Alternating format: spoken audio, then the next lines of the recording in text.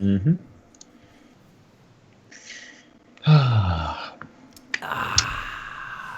We're doing it live. Live. Finally back again, doing it Live. All right, we're live. There we go. All right, let me get the YouTube gaming chat because I like that better. Yeah, it looks so much better in YouTube gaming. I'm going to tweet that. Let me get chat up. Where's chat? Here we go. Where's everybody? Stream, what's up, dude? What's up, guys? What up? What's up, everybody in chat? Who's here? A360. What's up, A360? Pettit. What's up, Pettit? Who else is here? J-Bo. Brian Glenn. Omega Impulse. Sorry about the delay, guys. Console Play. What's up? Gearoid. Leonard. What's up, everybody? We're live. Let me tweet this out. We'll get shown up. We're just waiting for K-Dub. And we have, as you can see, a good old friend. Lord Byford. Hi, guys. Good to be back. I just dropped the retweet on your YouTube, by the way, Sean. Oh, thank you, sir. Mute that. And hopefully Bife could shed some light on who's going to replace Uncle Cade 6, man. Oh, man. That's the big question. That's the big question. Indeed. We all have for the lore master. Is it going to be Shiro? Hopefully nobody worse than Cade. I know, There is nobody better than Cade, man. It's impossible. I was wondering, do you think it's because Nathan Fillion's contract was up or something? You know, because a lot of shows remove a character when they're like that, like when that character's contract like falls person out. moving on or something like that. You know, Dude, there's closed captioning right now. That is ridiculous. I've never seen that on YouTube gaming. Do you know that you can have live closed captioning? Yeah. That's bonkers. Closed captioning. Right. Prince Soldier. They own the world. Tone, what's up, man? Got the yacht master. Hey, Zark. But yeah, guys in the chat right now, we're waiting for K-Dub to hopefully get himself rolling here into the chat. Something, I don't know what happened. Skype logged him out, and I guess he had an old email that he had it all linked to, so we're just waiting for him. But, Gonna create a new one? Yeah, I guess so. Ryo says, kill any other character but Cade. What are the characters? You know what? I'd like them to kill off Raul the Ghoul. Because I'm trying to get... All I need is the PSN exclusive chest piece for my Titan, the legendary armor, so he looks like a full samurai. And I got it once a long time ago, and I dismantled it, and he refused to give me it again. So I'm still winning the Dawning chest piece, but he's got the samurai-looking helmet and the samurai-looking arms and everything, you know? Can't they, and Bife, I mean, you could shed more light on this, but can't they technically kill off Cade and bring him back like 2 or 3 years from now? There's no way.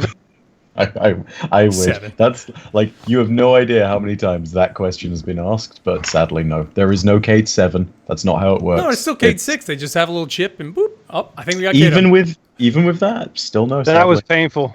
There he is. Oh, there he is. K-Dub. Hey, K-Dub. What's up? All right, I got to kill. Hold on, guys. The video's going to go away just for a second, everybody. Hold on. Hey, speaking of what you're talking about, you see my shirt here? Yes. Yeah, that's a great shirt. There it is. Nice, dude. 9/9/2014. He did. In honor of him, I have my little my dude back here we signed last year at Guardian Con. Nice. Are you strong enough to let things just die? Apparently not. Rest in peace, Cade. Holy shit, dude. That's an amazing t-shirt. All right, here, let me tweet out real quick. Where did you get that made up? I literally just found the image on Google at high res and went on to Vistaprint and put the text in and just created it. Cost me $20 too. That's awesome. Hey, Dakota Kronos, thank you so much. That's a great shirt. Let's see. Exotic Engrams. Welcome to the Mesa Army. Real quick, by the way, guys, before the podcast started, when Sean and I were just chit-chatting earlier, apparently my mic was bugging out and it wasn't transferring my voice. If that happens, do let me know, because that means I know how I fix it on my end. Yeah, so, I think you're sounding good now, man. Okay, I hope. But guys in the chat, if you notice Bife's volume or anything go a little crazy, let us know. Jeez. For sure. All right. Are we ready, boys? Hang on. No, I'm not. I gotta get situated. Give me 1 second. Get him situated.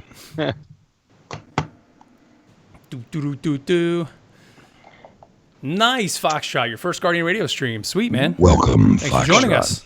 Foxtrot. Glad you could be here, my friend. For sure. Thank you, Sean. All right. And then I gotta mute that. And I gotta. Forza says he'll give you $50 for that shirt, K-Dub. You can create it for 20 yourself. Real quick, by the way, Hey, I'm Rebel just going to Wild. go ahead and say this. Forza, I see you there. Forza, I don't know about this with you, Sean, but Forza is in the top comment of every single one of my videos. Like, Nice. Hey, Force. consistently. Always 100 plus upvotes. I That's don't know awesome. how he does it, Hey, but Michael. GG. Let's see. Okay, Guardian Radio. you Will you good? discuss the price points for Forsaken and your thoughts on how much is reasonable? We did kind of last week. Right on. That was I all think last it's week. right on. I think it's right on Yeah. point. Taken King was $40 bigger and than we had it for a TK. year. Yep. And then if you want the annual pass, you can. What is it? $70 then? You couldn't just hear my $70. son screaming It was. downstairs. I think it was because of Fortnite, 60, could you? 70, and 80 were the three. It was 60 just straight with all the DLC. 70 for. It was it 70 collectors, for- and then it was 80 for the big the whatever edition. Yeah. It was the three different editions. Yeah. Caleb, how's your son, man? Yeah. So I'll We'll I'll talk say on that that. when Yeah, we yeah. start Let's get the going. show, Okay, yeah. okay. Go on. All right, boys, ready? Ready. All right, here we go. Ready. Guardian Radio, episode 256. Here we go. Welcome everyone to Guardian Radio, the first and longest running Destiny podcast on the net. You are tuned into episode 256, and joining me this week, first up, from inside his closet, K-Dub. K-Dub, what's up, dude? What's up, fellas? It is really good to be back. It's been a crazy few weeks, as you guys all know. And so everybody that's been following what's going on with me, my son's doing really good. He did have brain surgery. It was pretty intense. He does have a big scar on the top of his head. Luckily, it's behind his hairline. They did that on purpose. But they literally made a big giant C, folded the skin back, took a piece of his skull out, went in there, cut up the cyst that was in there, got rid of it, and put him back together, a couple titanium plates, and sewed him back up. And the first night was really gnarly, but after that, he was really good. And we were playing Iron Banner together yesterday. So Yeah, nice. Nice. Good to hear. he's doing really good, and the support from the community has been amazing. I got to thank Bife. He literally Skyped with us the night before my son's surgery at the hospital. Very cool. And that was really awesome, and he got a kick out of that, and he can't wait to meet you at Guardian Con because it looks like he's going to come with me. Nice. Yes. Dude. Which is going to be really, really cool. So he's doing it, man. He's just the bravest kid I've ever seen. Because it was gnarly for me, and he was going through it. Yeah, so to go through it, man. Incredible. it was crazy. And not only that, I just want to point one other thing out. If you ever think that we're a Bungie or an Activision shill, I am definitely one now.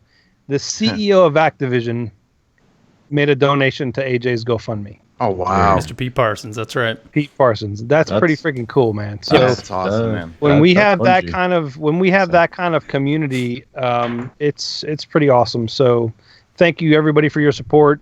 There's an email at the end of the show.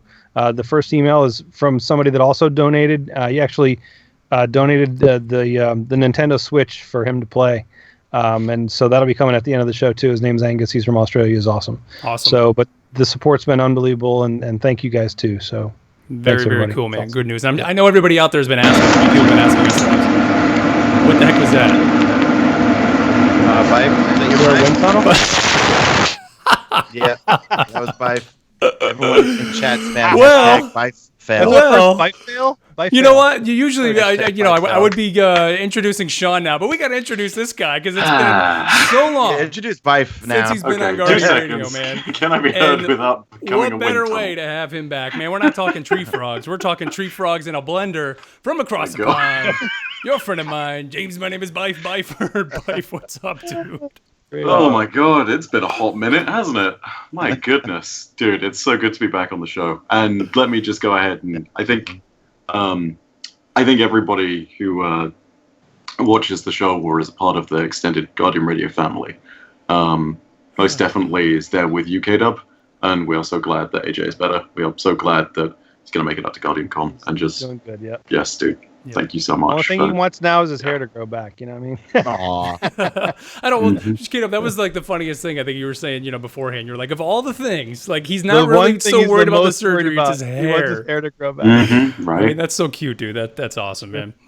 But of all the problems to have at this point, that's the one you want, right? Exactly. Like Yep. it should, it's one of those things that when doing St. Jude stuff, they always talk about this, right? Like, they say that if the number one problem that a family has is worrying about the kid, that's the only problem that should really exist. Mm-hmm. And so when it is something like, damn, I really want my hair to grow back or something like that, it's awesome that that's the level of problem we're at. Because at the end of the day, that means everything else is sorted and we're all good. Yep. Everything is mended in time. So, yeah, super. Thanks to everybody bad. in chat. I appreciate all the well wishes. All the well wishes for sure. Bife, we'll get back to you in a second. Let me introduce Sean, our king of queens, Mesa Sean. Sean, what's up, man? How's it going, dude? What's going on, guys? Yeah, K-Dub, glad to hear that your son was okay. I was away in Miami last week, but I was keeping track of my texting. Yeah, I was tagging you guys. I knew you wanted to know, so yeah. Everything was okay, but yeah, man, just things are doing well. I'm just I still have a slight tan from Miami Beach last week. Me and Beverly went down there for a couple days. Nice. We want to go back already, man. We love Miami, man. It's so nice down there. Beautiful weather, beautiful hotel, beautiful people. It was nice. So yeah, back on the grind. I'm still in vacation mode. I'm still like, yeah, try. Right. Even me, man. Yeah, because I just came back. I've been in Orlando all week, and I just got back yesterday. And I'm still like, I don't know if I want to play games right now. Like I'm just kind of in this weird spot right now. So even coming back here to do the show tonight, I was like, all right, I guess we got to do the show tonight. It's Monday night. This is what we do. That's right.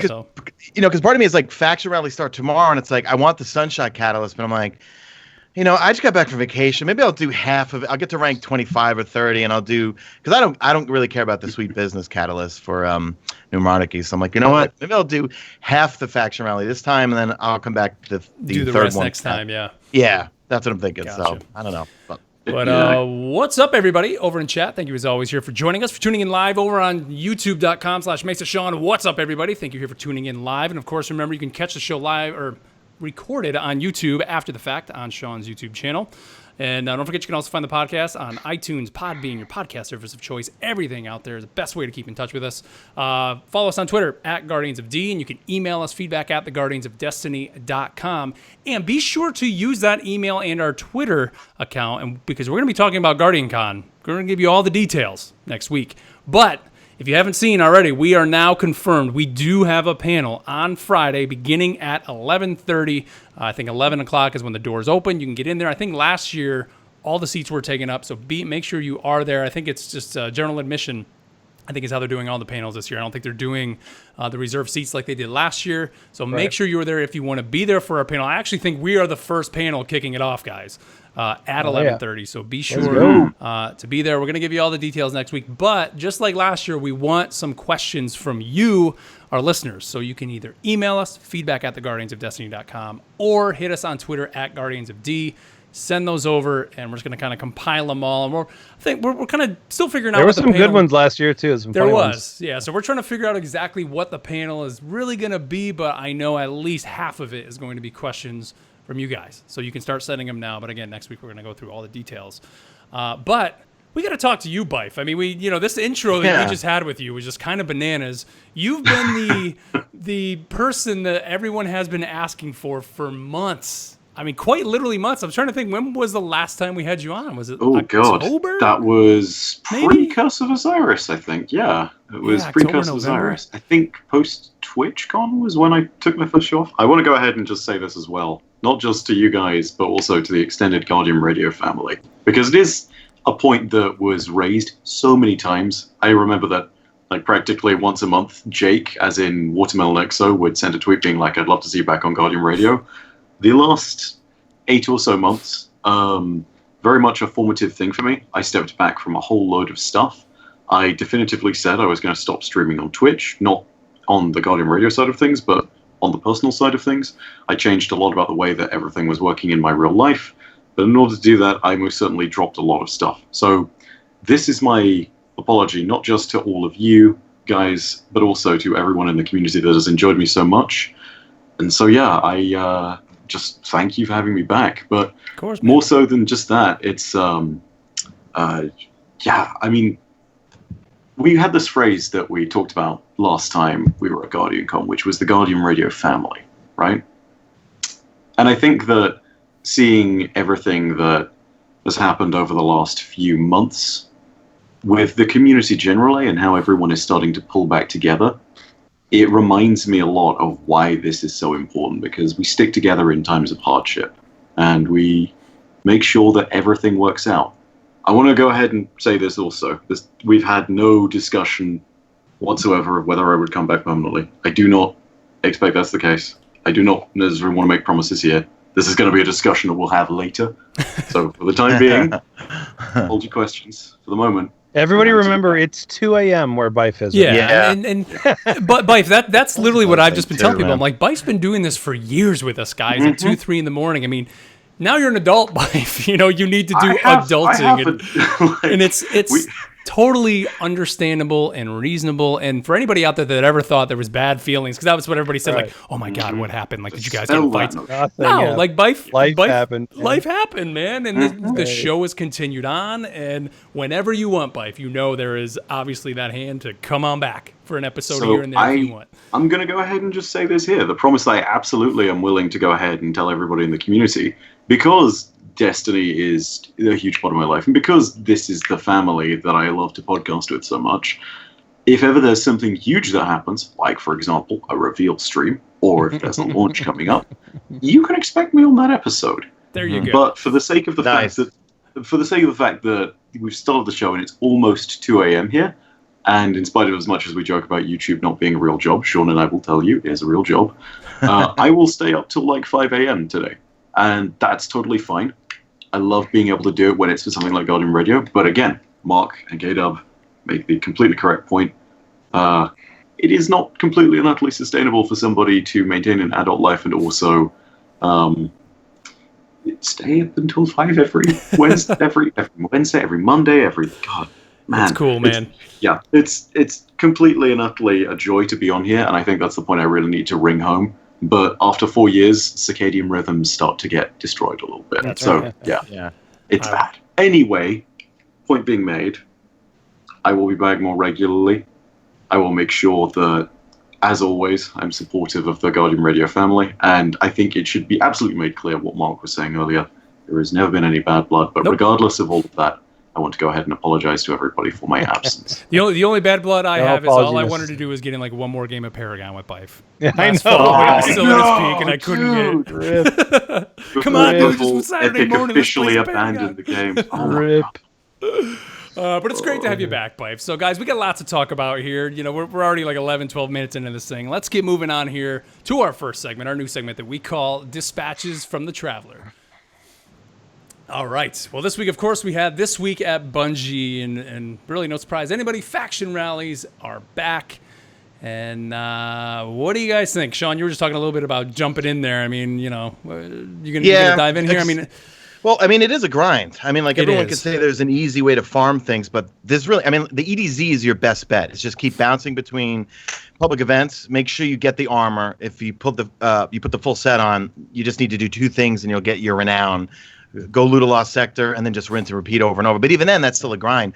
Yeah. I hope down the road that they add something to that. Like, give us incentives to do strikes, or give us incentives to do Crucible. Like you do a strike, you get 20 tokens or something like that. Or if you do a Crucible match, you could get 10 tokens or something like that. Because right now, there's only one way to really maximize. And the grind to get that Graviton Lance Catalyst the last time, I was grinding nonstop for days to get that thing, So I'm looking forward to it. I still think the mechanics of what they've done with faction rallies here for season 3 has been cool. Like, I really think that's neat because it makes it difficult, right? The fact that you can't heal quickly, like, that is a very neat mechanic. I think that they added. So if anything, it's just fun to get in there and just do that. For me personally, though, I don't really think I'm grinding that much this week. There's nothing that I'm really too excited for. Caleb, what do you think? Are you guys like crazy about these catalysts? Some of them I know are obviously better than others because of the perk that it may give you. But man, it's not the grind that you go through for the little extra range or the little extra, ammo in your clip. I don't know. Is it? Well, so Deej put out a tweet earlier this week, and he said, "Everybody, give me your gripes or your worries or your whatever it was." I forget what it was. And I saw Bife, you answered to it. For me, it was just, I'm just happy that power is going to matter again. Yeah. Because that was really the grind for me. The grind for me was, I wanted to be more powerful than the next guy, so when I come up against you, I can beat you, even if my skill level isn't as good as yours. Because I have put in the time to be more powerful than you, and I've grinded for the weapons that are at the top of the the food chain, the top of the meta, and I know what to do. So that was always my grind. That was always my push, was just the power. And with power not mattering so far in Destiny 2, it's taken some of that away from me. What are you talking about, you know Kid? In Crucible? Because, like, Yeah, for me, of course, with absolutely. Warmind, power Absolutely. did kind of matter again. Right. Absolutely in Crucible. And okay, because what I was saying, like, for me, what brought me really, and why I think I really enjoyed the grind of Warmind, was that power did matter for the first part was the heroic strikes, Right. and then it mattered just to be able to take part really in escalation protocol, right? To be to be able to go Right. in. And so now, here I am sitting at, I think I'm 381. I'm not even 385 yet, man. But like, I enjoy now. I can go in escalation protocol and actually make a difference, actually get past a few rounds and enjoy it. Right, power's always mattered in PvE, but when you're coming up, look, everybody knows, people watch Twitch and they watch streamers and they watch WTF and those guys, and we love them, but 90% of the people that go to watch somebody on Twitch are going to watch and play PvP, because that's really it's never the same thing over. It's always different. It's always moving. It's always breathing. And that's why PvP has always been, that's the reason that Bungie made these crazy changes to fours and to static rolls and all that stuff, was to really appease the PvP market. And it kind of backfired on them. So because it's such a great PvE game and we love it and I love it, but when power doesn't matter anymore in PvP, I don't have any. I'm like, okay, I'll go in there with a blue weapon. Like, I'm not grinding to be more powerful or to get that roll on that gun that I can't get anymore. So that's what I'm talking about. Yeah, I'm just, the power matters but I'm in. But to answer your question about like grinding for the catalyst, the Graviton Lance catalyst makes it nasty in the Crucible. You want to talk about aim assist? That thing just I know. point it in their And it's direction already and good. it glues in the head. And I believe the Sunshot catalyst gives it a lot more range, I think. I have to go look it up. I'll look it up right Range and now. A little stability, I think, is Stability, the catalyst. It definitely needs range, that's for sure, because I don't use it in the heroic strikes when it is solar. I'm looking it up right now. Let's see, Sunshot. Wait, are you chasing Catalyst, man? Yeah, so I'm going to be chasing catalysts in particular. Yeah, range and I think stability. Sunshot is the one I'm really going after. Sweet Business, sadly, because the Catalyst perk is not that great. I will be chasing that last, despite being a New Monarchy loyalist. But I will say this as well. I'm very much the kind of guy who is for the extreme of this. And Sean, I think the first point you made regarding how you grind for the faction rally, completely and utterly on point. I would love to be able to, instead of grinding the open areas, be rewarded for grinding in any way. So they should give proportional rewards to people who are doing PvP or people who are doing strikes. Like, I am a hardcore raider. I'd love to do 5 raids and get awarded with 500 tokens. Yeah. Because at the end of the day, dude, like, that's how I play Destiny. And raids take time and raids are challenging, but you get rewarded with less tokens than if you did like a Lost Sector with full renown. And that takes like, what, 10 minutes maybe? If you're really rushing it. Yeah, absolutely. Yeah. Yeah, so and that would make sense, Pipe, because then everybody gets to play how you want to play, but you're still, carrying that banner for that faction, and it would just right. So if you want to go sense. play solo and do that, it's going to take you. It should take you 5. It should take you 5 times as long as a team of 6 going to doing a raid. Well, no. That's actually that's not what I'm saying. I'm saying like anyone should be able to do faction rally in any way they like. But the point is now that people are prioritized into going into the open world. So I'm saying equalize it across all the different methods by which you can earn tokens. Because, I'd love to be able to just go ahead and jump in the raids and hardcore raid for that week so I could do my faction rally stuff.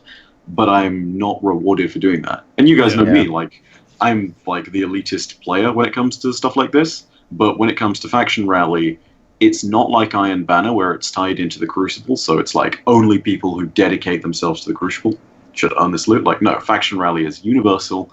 Make all the ways that you can get loot matter. I think the renown system is good for the open world.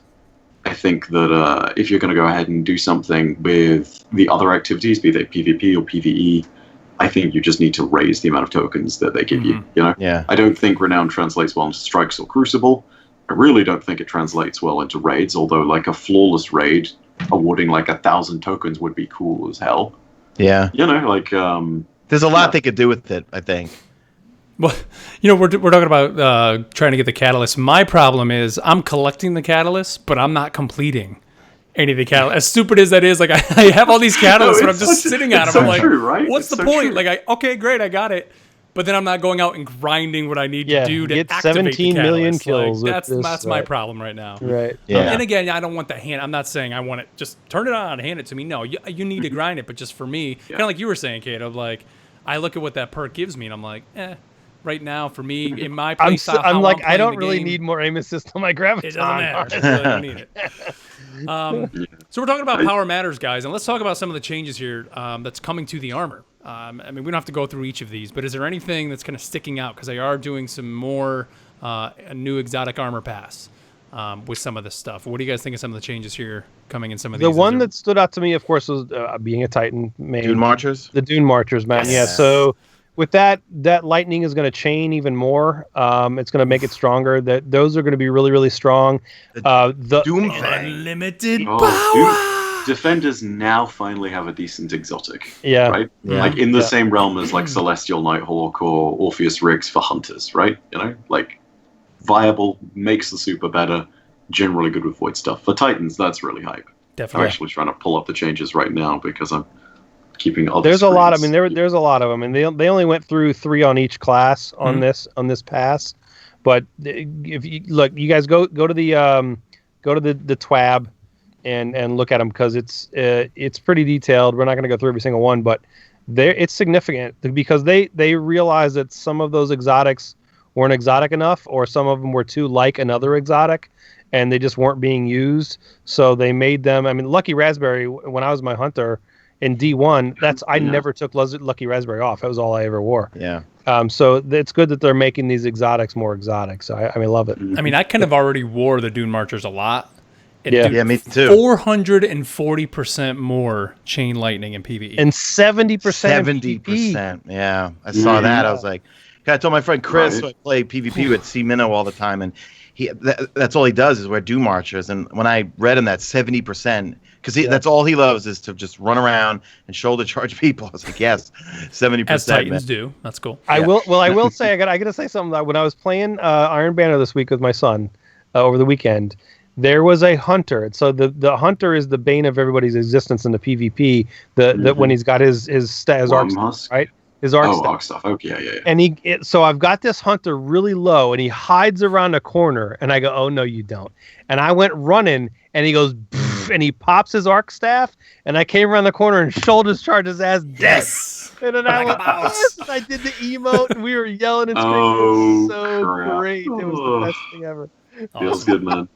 So I got to say this too. On the Warlock front, I think the most noticeable change is going to be the Crown of Tempests. Like, Crown has always been like a really solid exotic for Stormcallers. Stormcallers right now generally are pretty weak in terms of the PvP meta. Like, Voidwalker with Devour is still really strong. Dawnblades generally, they have gotten their huge speed buff in Super and are much, much, much more viable. So it's much more common that you won't see an Arcstrider, a Stormcaller rather. In PvE as well, this is going to make like a huge difference because there were some other exotics that did similar things, and now this is just way, way, way more powerful. So you have a dedicated exotic for that too. I think the thing that Warlocks are still missing is like a dedicated one of these for Dawnblade, right? So yeah, you need you kind of need the equivalent of the Heart of the Praxic Fire from all the way back in Destiny 1. And when you get that, I think Warlocks are in like the best place they could be, and they have the tools they need. Aside from that, looks really freaking good. Yep. Constantine Helmet's good. Starfire Protocol's a bit meh. I don't think people will use it, but it's whatever. It's a buff. Buffs are good. So yeah. I mean, this is great to see them going back and just doing a whole other pass on all this loot. Because that was the thing. I mean, everybody's complaints were the armor doesn't have meaningful enough perks. I mean, hey, this is the only exotics for now. Hopefully, though, we'll start seeing. I mean, we are kind of thinking, I think, with Forsaken. Have they officially announced that we're going to get armor perks back with Forsaken? Is that one of the things on the list? Or no? Yeah, well, you see in the Vidoc, he scrolls over a class item that says deals bonus damage while on the Dreaming City, I think. You know, So the armor perks are coming back. Yeah, thank God. That's what I'm saying, Sean. Thank God. Like, that's what we need. That's what changes the way you play the game. Like, that's what getting loot should do. It should change the way that you play. And hey, at least it's only a few here, but it's just more to add to the mix to change up your play style. Let's see. I think that's pretty much it for the TWAB instead of looking at all the good stuff. But let's talk about this Game Informer article. We talked a little bit last week, I think, or we mentioned it, about the bow. Now, Sean, you went out to E3. You got to play some more Gambit, right, when you were out there? Did you play with the bow again while you were out there? Yes. From the summit? It's the build that if you're going to Guardian Con, they'll have it there playable. They had a legendary bow and they had an exotic bow. And the exotic bow is called the Trinity Ghoul. And its main perk is when you get a precision kill, your next kill is going to do some chain lightning because it's an arc weapon. And John Wisniewski kind of clarified a few things. Is the more damage you do and the more accuracy you do is the more you pull it back, right? So when you press... it depends on the bow, right? If right, it's a recurve or a compound. Yeah. Yeah. Like when you shoot, right? All right, so you press shoot, right? You shoot a bow. The thing is, if you hold down the trigger, you actually draw it back. And that Trinity Ghoul, man, the snipers are going to love that thing, man. The aim assist, I felt, was redonkulous on that thing. Bows are going to be a lot of fun. And they said they're going to make them in long, medium, and short-range bows and stuff. So Sean, I'm looking forward. I'm glad to hear you say that, Sean, because when we were at the summit, that was the one complaint. Like, I was just purposely, every round we played of Gambit, I was purposely trying to use the bow. Just because I was like, I got to use this new weapon, right? And it seems so precise. And maybe it was. Maybe I was using, what is it, the compound one? It says nailing that precision shot. Maybe I was using a compound bow. I mean, my memory escapes me of which one it was. But I just remember, like, there was no aim assist. Like, it almost felt like if you've ever played, what was the Killzone game you love, Sean, that came out on PS4? Shadowfall. There was no aim assist, right, in that game at all. No aim assist. And that's how the bow felt. It was, you need to be right on point. Plus, on top of that, you're aiming down the sights and you're trying to pull it back nice and slow. So that's good to hear that hopefully they are at least, because come on, man, we all want to use the bows. It looks super fun. But if it's I don't know if there's a big barrier to entry or a huge skill gap where even it's going to be a skill weapon. And so for people that don't know, the two different, so it's one archetype is a bow, but there's a compound bow and there's a recurve bow. The compound bow, what they said is it's all about a fully drawn arrow. So the more you pull back, the more powerful it's going to get. Or excuse me, you pull that all the way back, and it's going to be more about hitting a precision shot and doing brute force. Where the recurve bow is more about that you draw it back. And the farther it's kind of like remember in Madden, like the more you wound up, you held it, the farther you would throw the ball, and you could either throw a rocket or you could throw like a lob. It's going to be like that with the recurve bow, where the farther you pull it back, the harder it's going to go, and the straighter it's going to go. It's going to be like you're going to be able to arc shots, shoot straight shots, do different things. It's going to be most bows, and that's how even if for a lot of people you've played Horizon recently, in the last year, that's how the bow works. Like that's it. Yeah, except you can't slow down time and slide and make perfect shots. Yes, can't do that yet. It's going to be really fun to see how that performs in PvP. I hear a lot of guys like Gigs raving about the bow because it's a 2-hit kill with headshots, and it is exceedingly powerful. Therefore, in the correct hands, and even without precision shots, it's a 3-hit kill to the body. I was going to ask you that because in that article they say it's a 2-hit kill. They don't say anything about headshots, but it also says the bow is the highest damaging primary ammo weapon in the game. So I think that's the distinction that needs to be made. There is what they mean by damaging. So I'm not sure if they're talking about pure DPS and they're saying like it will have the fastest TTK, or whether shot. They're saying like per shot. Yeah, because if it's per shot, absolutely, because it's something like. It was about 112 with a headshot, right, Sean? Which is undoubtedly higher than any hand cannon. Well, and, it's going to be huge. It says the highest damaging primary ammo weapon. So what other weapons would be a 2-damage shot? That's a primary. It uses primary ammo. Literally, the only thing I could think of is Sturm and Drang. High impact. Yeah, Sturm and Drang. High impact hand cannon with some kind of damage buff. That's it. Right. And at the same time, that's super conditional, whereas you can do this all the time. And admittedly, Sturm and Drang, lower TTK, it will kill faster. But again, you need to get the kill with Drang first, whereas a bow, you can just pull that back whenever the hell you want. Go. So, And plus, Sean is totally correct. With bows out there like Trinity Ghoul and the chain lightning effects you can get from that, there is some seriously lethal potential. Because in PvP, you land 2 consecutive headshots, you've not just killed somebody with Trinity Ghoul, you've also damaged 2 people nearby. So you can then headshot the next guy, and that's potentially a second kill with only 3 arrows. Yeah. So what I'm curious about with the bows is the amount of time. It seems like it's kind of going to play like a fusion rifle. Like you got to like the drawback is kind of like the charge up on a fusion, right? So The thing is, you pull it back, but you can hold it. You can hold it, yeah. You can hold Yeah, it. go, you know. But it's Yeah. still the Let it charge go. though, K-Dub. It is, yeah. I mean, it's still like I see what you're saying. To get I mean, the you have to full time maximum your damage, shots. you have to prime Right. it. But you can aim. You can definitely aim with it. Now, Right. the one perk they mentioned here is that those explosive arrowheads, and that was the one that I was talking about. I Yes. remember using that one when we played at the summit. And Sean, do you know what the name of that one was? Did you use I that don't at the summit? No, you know That was the one I was running around with, and that thing was awesome because you could shoot down the arrow and it had this just delayed explosions. You could, if you know someone's coming around a corner, if you see them on your Right. radar in PvP, you can shoot that thing on the ground and then they come around the corner and boom, they blow up. Or like Bife said, get those 2 quick headshots and then maybe there's a group you can shoot down one of those arrows and then that thing's gonna blow up. So it's almost like another grenade, almost Right. kind of in that area, which is fantastic for crowd control.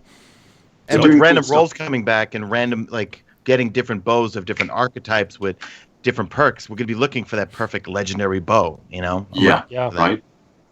I think Like I one of think the this fastest is going to be an draw speed interesting weapon to watch people play on the PC with, because mouse and keyboard. Hey, say what you want. I know a lot of guys say, hey, I can keep up with people with a controller, but the precision of a mouse in a weapon like this, it is going to be cool as hell to see. I think It's people going to be running around deadly. just- Gonna love to see the that classic. one. What's the COD thing? Everybody always says like the 360 no scope, like sniping. Oh, like, yeah, you're gonna yeah. see that all videos like that with the bow. It's gonna be cool as hell, man. Yep. But go check that out. I'll put the link in the show notes. There's a really cool Game Informer article all about that bow, and many of you have probably already seen it. I think Bungie was tweeting about it during the week of E3, but it's very cool to see that. Let's see. Let's move on here. This is a neat article that was written over on Games Radar, and it was entitled Destiny 2 Forsaken, 12 game-changing details Bungie told us about at E3 and what they mean for the future. And so we'll kind of just tear through some of these here, but I think they're... Here's the first one. Read my shirt. Here's the first It is is dead. Definitely dead. Very, very dead. That's right. Cade 6 is dead. And here's what they had to say. They said, we wanted to come out and do a couple things. We wanted to establish the tone of the game and show that we're serious about it. We also want people to process it. You'll play a mission with him, and you're not really sure when this is going to happen or how.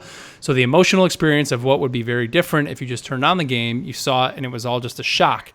It's actually a little more rich and interesting if you have time to sit with it and reflect. Now, spoiler alert, for those of you who don't want to know, but Bife, you played the first mission, right, at E3? Yes. I've played the first mission. So you've been through and this. You've been through playing that first mission.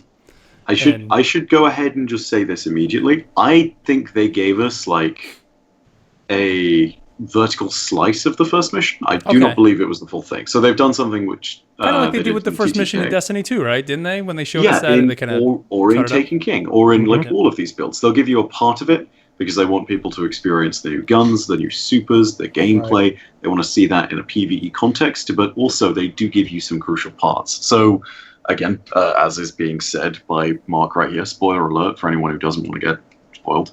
Get out of here instantly. What are you doing? or mute the stream for 2 minutes. Yeah, or mute the stream. I'll go ahead and do this when spoilers are over. But yeah, Aldrin, the cutscene where he kills Cade, I think was a absolutely crucial moment for them to get right. Because aside from anything else, you need to make sure that Cade's death resonates with people and is true to who he is, but more importantly, that his send-off doesn't feel meaningless. So he needed some stuff like really good final words. He needed to be true to his character even in this dark moment. And he does all of that. And the voice acting and the delivery is fantastic. And absolutely keep yourself away from all these spoilers because people are starting to post this in the chat now. So yeah, Cade's final words as Aldrin is pointing him down with the Ace of Spades, he just sort of kneels back and then goes, "How's your sister?" Oh And- shit! That was a moment for me where I just sort of, I'm in this room with like 3 other people. Like I had someone with the Peasant God guys, I had Houndish in there, I had 55, and I think I just exclaimed, "Oh!"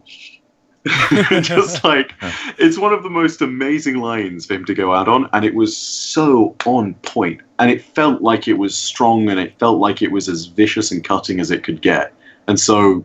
Yeah, Awesome. that they sent him off in an excellent way, and that was what's really important to get right. As for the rest of the mission, like, he's got some great moments in there while you're fighting through with him. Like, I won't spoil those because it's not too important to the story context, but they are funny. Like, they're so So he's got a good so send off. funny. I mean, that's He has good. Yeah, that's what they needed to get right. That's now what was being our lore important. master here, Bive. I Good think we stuff. talked a little bit before we went on the air, but I mean, there's no way you're saying 2-3 years from now we're not seeing. Now I'm not with the Cade 7. Some people are like Cade 7. No, he's still Cade 6. He's still Cade 6. That's not how it works. It's not happening. You're thinking it's not happening. No. So, All right. a few things to go over. Cade 7 will not happen. That's not when an exo dies. That's when you have a memory reboot. That's all to do with something called dissociative exomind rejection. And that's basically when your human mind realizes conclusively that it is in a mechanical body, and that breaks down in your subconscious and your mind dies. Are you talking about Westworld right now? Yeah. I haven't seen the finale yet, so no spoilers. No spoilers. But yeah, it's that's entirely what the whole 7, 8, 9 numbering thing is Gotcha. made Okay. to counter, right? It's not about when an exo dies, they can reboot. Like, when Cade dies, he dies definitively. More importantly, we see his ghost get shot in the one trailer. So, Right. yeah, by the way, spoilers. He did. Just, There we go. As Mark and I like to say, he did. He did. he's He really did. Let's see. Another one of these things. The next one is the campaign has a non-linear mission structure, which I think is super cool. They describe it, and this is what Scott Taylor and Steve Cotton here were the ones being interviewed here.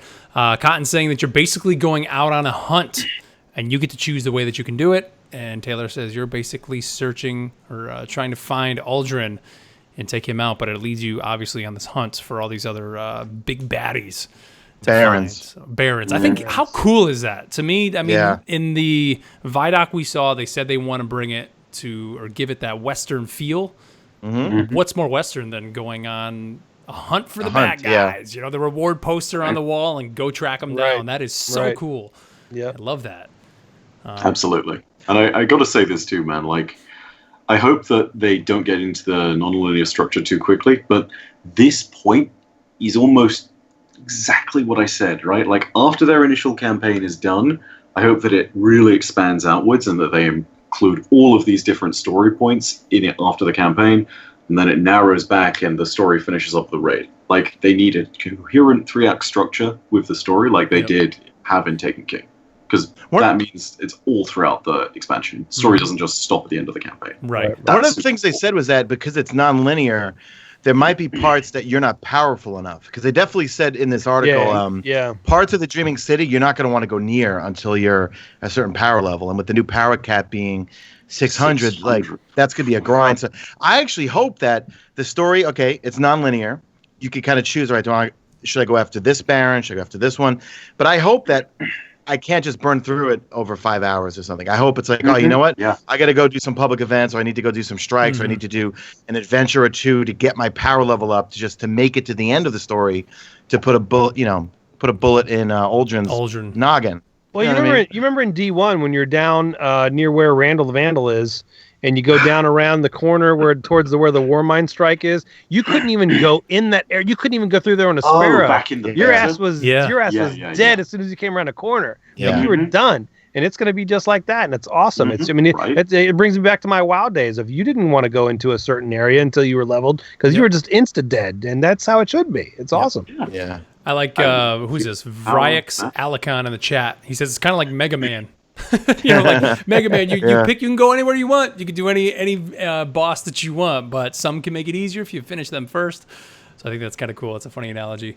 Let's see. Year 2 is all about deep, long-term reasons to play. And of course, we know Taylor mentions it. Triumphs are coming back. The collections are coming in. You're always going to be able to go in there and see something that you want to chase, something that you want to do, see achievements in game. All of that are going to be there. So it's giving you something to chase.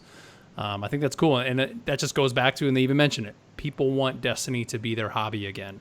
And that right there, just them kind of talking about that, I think hits that note that's what they're deep, long-term reasons deliver. to play. I love that. That's a really cool sentence. Yeah. Sean, you mentioned this. The Dreaming City will be a challenging, player-driven proposition where the story is built from the experience. This, to me, is the biggest mystery, I think, of the whole game, is how the Dreaming City is going to play out. Like, what do they mean by that? I don't know.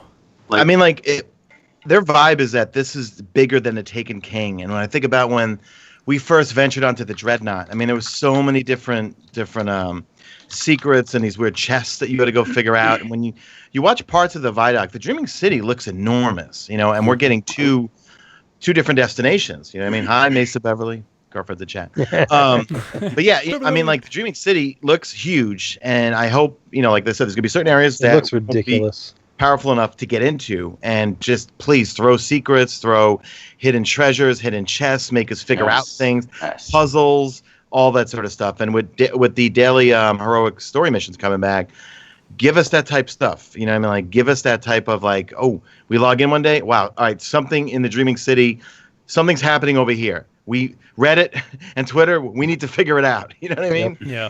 So, well, I just want to read this quote from Cotton, because this is, to me, the Dreaming City is going to be, I think, one of the most interesting pieces of this expansion. He says, absolutely. The first thing that makes it different, he says, from normal destinations is that it's home to the raid. So imagine if the raid just sort of trickled out into an island around the raid.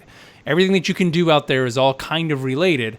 It also is not afraid to put things in front of the player that they can't do and have to figure out how to do them. So it's less about trying to tell a linear narrative through that, and that the narrative is more about the experience and what you're doing and the puzzle that you're solving. So, and this sounds like this is going to be the end game, right? Didn't they say like that's the end game zone almost? Yeah, like this is the raid's going to be there, too, and then all the other stuff that they put in for end game content is going to revolve around the Dreaming City. Right. Yep. I'm so psyched about Dreaming City. I think it's going to be probably the best new area we've seen since what? The Taken King? Yeah, I think. I really probably the do. Dreadnought. I mean, yeah. Probably the Dreadnought. I think what you're was right. the alternate version of the Cosmodrome, the Plagueland? Oh, right? yeah, the Plaguelands. Plaguelands were cool. Winter it was cool, Cosmodrome. yeah. It was Plaguelands were cool, but the Dreadnought, there was just something bizarre about it, because you could wander around and get the what were those runes that you would charge up by killing and taking them apart? Those runes, and then you had all the weird chests, the chest of gnashing teeth, and there was a prison you can go find all the way in the back. There was just so much stuff to figure out, and I think that the Dreaming City is going to be the Dreadnought, but on steroids. I think. With better sandbox. Right. Yeah. I gotta echo that, Sean. Like, the thing that always really worked about the Dreadnought was that it was genuinely otherworldly, and it was even reflected in the items you got. When you pick up Hadium and you looked at the flavor text, it was stating that this material is literally from another dimension, and that kind of that sort of scale of it frames the entirety of the Dreadnought as this place is unique as heck. The Dreaming City looks to be just that, except with a different flavor on it. But if you look at the trailer too, there are so many different varieties in the Dreaming City of what it looks like. Some of it makes it look as though it's this deep chasmous abyss, and it's completely dark, and the structures are all broken. And then you go outside, and it's like Rivendell. And then it looks like an expansion for Elder Scrolls Online. Like when I see it, I'm like, is this Elder Scrolls Online? And they're throwing in Destiny. Like, what am I doing? This is bananas. Well, they've been taking a little bit of flavor from other games. I mean, there's an area right now in Destiny 2 that looks like what's the game that I bought that was the space game that I quit on after a while because I thought it was really great. Mass Effect. Yeah, No Man's Sky.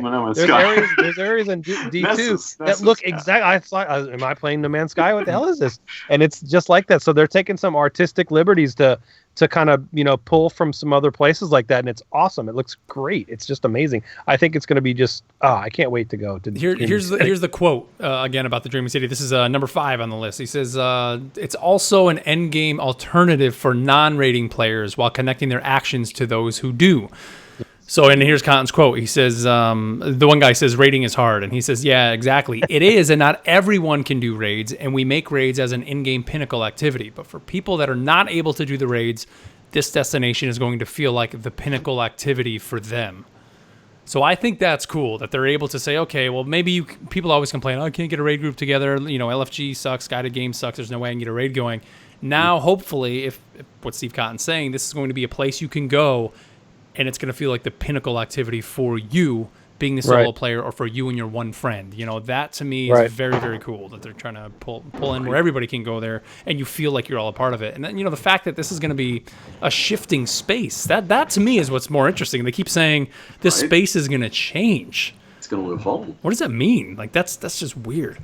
Like something completely new in all sorts of contexts to Destiny. Like, we've had something close to an evolving destination in the form of the Plaguelands, but let's be real, not on this scale of like week after week after week. It's going to be a different iteration of the same location. Like, this, I think, is totally novel, and no way this comes out and isn't something that wows us if they're actually sticking to that idea.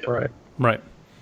Let's see. Number 6, milestones activities are getting a much needed upgrade, and story missions will actually matter again. Yay! So yes, Sean, 4 new strikes coming. One's going to be the Sony exclusive, of course, but they're bringing back the daily heroic story missions. So very cool. I think the fact that they're bringing that back. Sean needs to talk about that for a minute. That's it. Well, just because I remember when we had our breakout at the summit, I asked one of the developers, I said, are there any plans to change what we do with Core Array? And he's like, not right now. And then everyone, just kind of chimed in that, listen, we loved the original D2 story. We'd like to go play it back, kind of like we did with the weekly Heroic Strike playlist with modifiers and stuff and revisiting. I mean, because we quickly forget, we wanted story in D2. We got a nice campaign, a long campaign, but just couldn't there's no reason to play it. You know what I mean? So the fact that we have such a long grind from 385 to 600, and like they're saying, they want the hobby to come back. Daily story missions, daily milestones, weekly milestones. I'm excited about it for guys. Let me ask you guys something. So we haven't really talked about that jump yet. So 385 to 600, is that the biggest light jump we've had? Yes. Definitely, yeah. No questions asked. So with the recent grind that we've had with this last little expansion here, and the grind that we're going through, and I'm still not 385. How do you think it's going to be similar? Do you think it's going to be cut in half? Do you think it can't be as much of a grind as it is now, because it's going to take a year, right? So how long do you think how do you think that's going to go from 385 to 600? It all depends on the soft cap, because one of the things for myself, while everyone gave up during Curse of Osiris, I was hoarding all the destination tokens every day. I'd log in, do the challenges. So I have hundreds and hundreds of IO, EDZ, archaeology tokens, whatever it's called. So for me with Warmind, those soft caps, those destination tokens help me get to the soft cap really, really quickly. And that's why, like I'm telling everyone, those weapon parts that you have, if you're bored right now and you still want to play Destiny, go in and do each destination, do the daily challenges, and just load up on those tokens, because you will come back and cash those things in and get armor, get weapons, and so forth. And Banshee more than likely is going to refresh with new weapons. My dream is that Arms Day comes back. That was one of my biggest series on my channel. Huge to be able to say, that, man. Dude, every Wednesday, man, that was my biggest series. Everyone loved Tis Arms Day. Dude, by the end, you were the guy for Arms Day. I was for Arms Day, yeah. I even made it literally up until the week before Destiny 2. I made my final Arms Day video. You know what I mean? Like, all right, he brought the PDX 45. That's not a gun roll. I guess we're gonna have to wait until Destiny 2 to come out. Dude, So. you were a PDX 45 maven, dude. Well, the DIS that 43, gun. the DIS 43 full auto max ability, and DIS 47 full auto max ability. Yes. But that's why I'm so excited for random rolls to come back, because now it's every time I get something, I'm gonna check it. What I'm excited for, a little off topic here, is in one of the interviews in the last couple of weeks, they asked, I think Steve or Scott, will be able to mod, because the new mod system's coming out. Will we be able to mod our year 1 weapons? And then Scott, or pretty sure it was Scott, said, I can't answer that right now. So I'm really curious as to how is this new mod system going to work out? Can I take a Nameless Midnight and add a perk to it? You know what I mean? Or can I take my Better Devils and make it better? You know what I mean? Like throw a perk on it or something. So I get a feeling we'll be able to mod our old weapons, I think. But remember, the year 1 stuff, they said it will be very expensive to infuse up to 600. Like, I think they want us to kind of move that, not leave it behind. Do you know that they said, but it's going to be a high cost? Yeah, they said it's going to be expensive. That I'm not exactly sure what they mean by that, because I think they're trying to encourage us to use the new stuff, and grind the new stuff, and with random rolls, 'cause there were some pretty good weapons we got to use at E3. That leads me to a question though, Sean. Yeah. So if they're making it a high cost to infuse your current D2 stuff to max level, why? Is it because they'll be more powerful? Like, why would they make it so costly? Well, I think it's what Sean's saying, dude. That's the incentive to just use the new stuff, right? Yeah, because, I mean, like, listen, Am I ever going to put Nameless Midnight down, or Better Devils, or Origin Story, or The Prosecutor?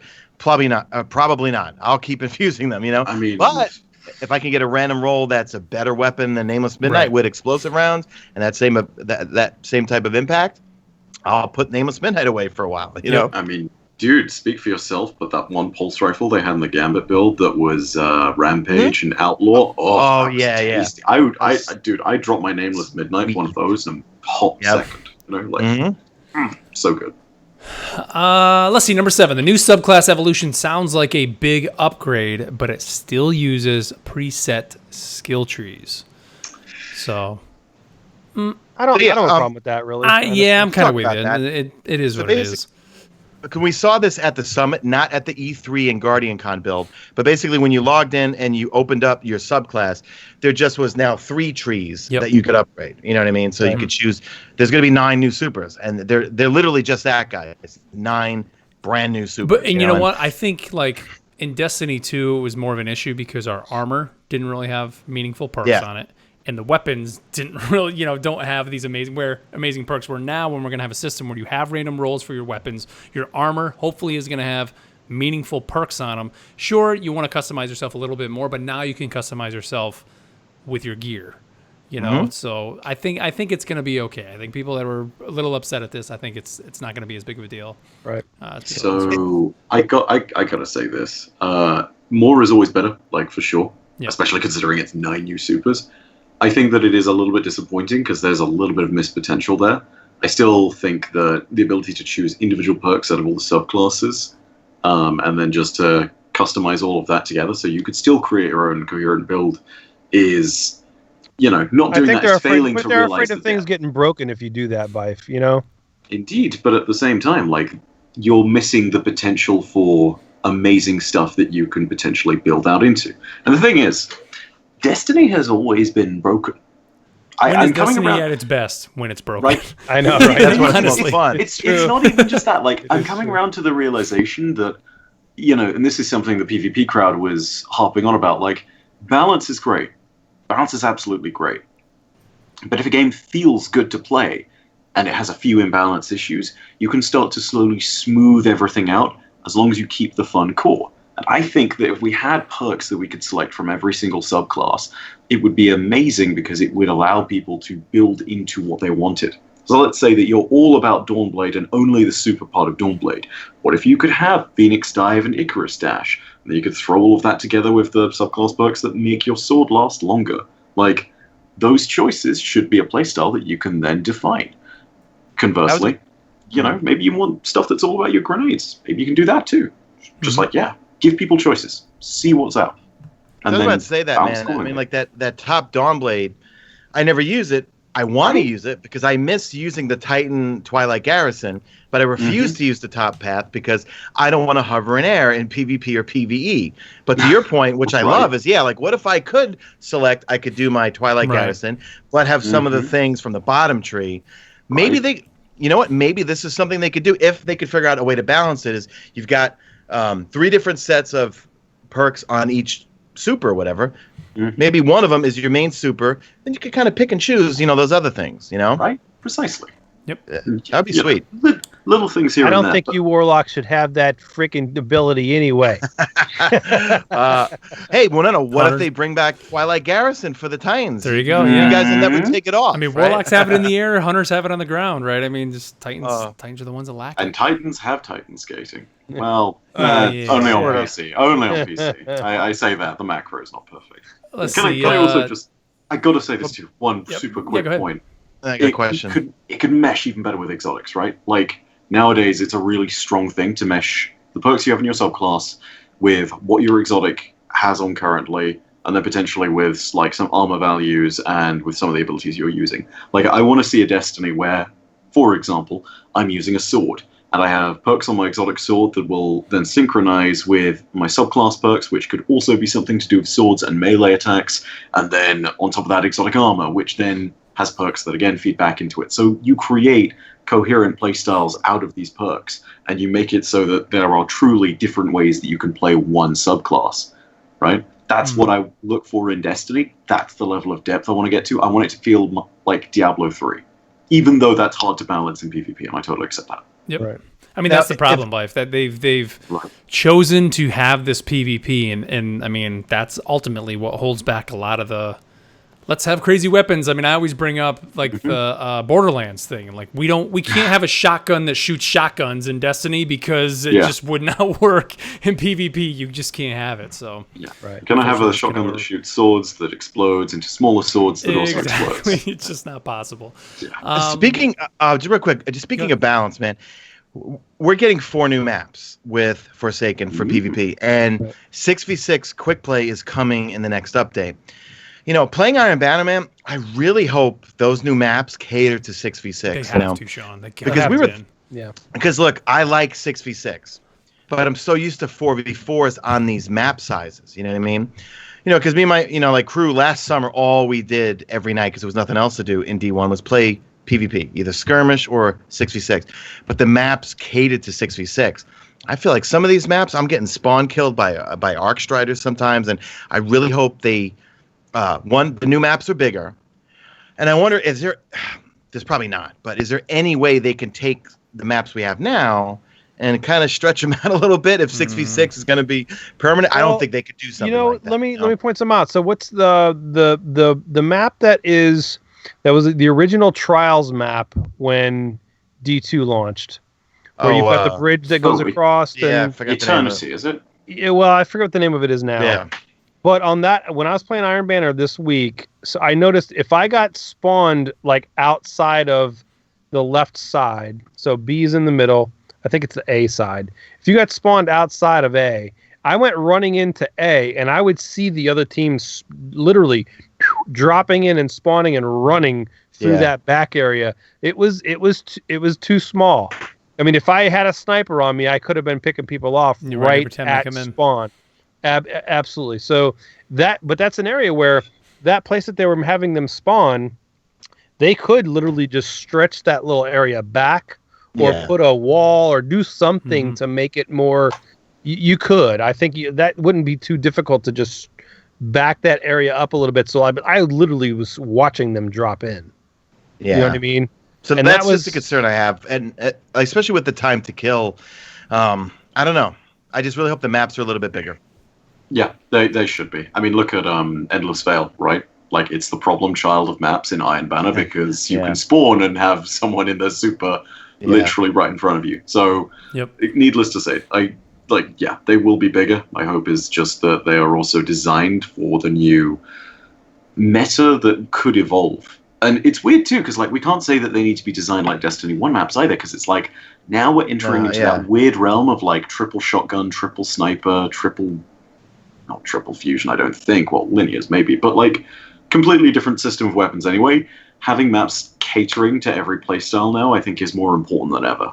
Yeah. So it's so nice to have Bife on the show talking meta. I know, right? What? Let's see, number 8.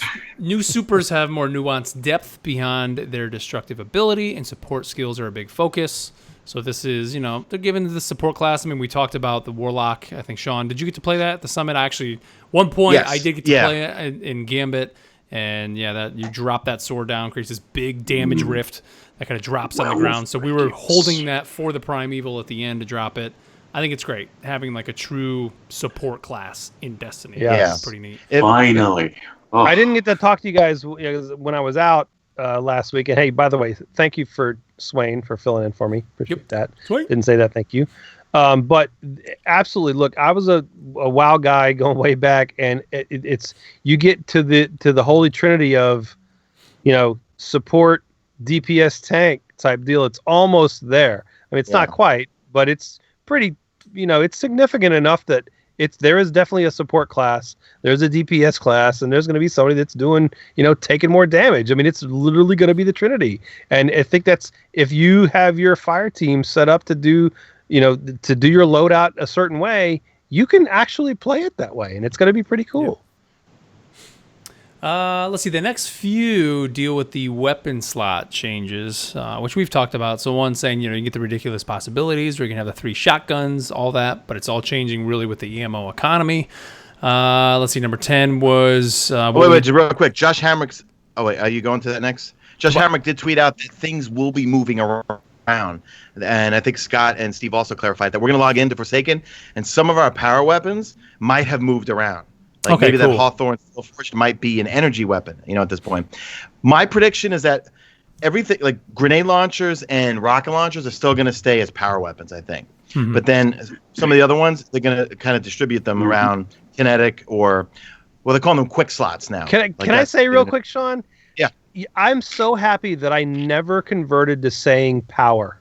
I've always said heavy ammo. Yeah. Always. I never converted, and it's coming all the way back like bell bottoms. Mm-hmm. Yes. So, guys, is it power level or is it light level? I love it. I'll go back to saying light. It's light. I don't care what they say. Light it's light and level. heavy, yes. That's how you know how long level, someone's been playing Destiny. That's how you know, based on what they say. What's your light level? Don't you mean power level? Oh, you sweet summer child. And that purple is heavy, by the way. Number 10, Sean, which you mentioned, number 10. Some existing weapons will change slots, and then, like we mentioned before, old gear can be infused to that level cap. But of course, it will be very expensive, and that's Scott Taylor that said. He says it will be expensive for you in the economy, but if you really want to, you can bring it up to the power cap. So that's cool. Let's see, number 11. The Crucible's first key change will come from weapon recategorization, but it won't likely stop there. So they're talking about all different. They're going to constantly, again, as always, be focusing on the Crucible. And the changes are going to come once those weapon slot changes come in to the Crucible. So we talked about 6v6. That's where they're talking about that. Yep.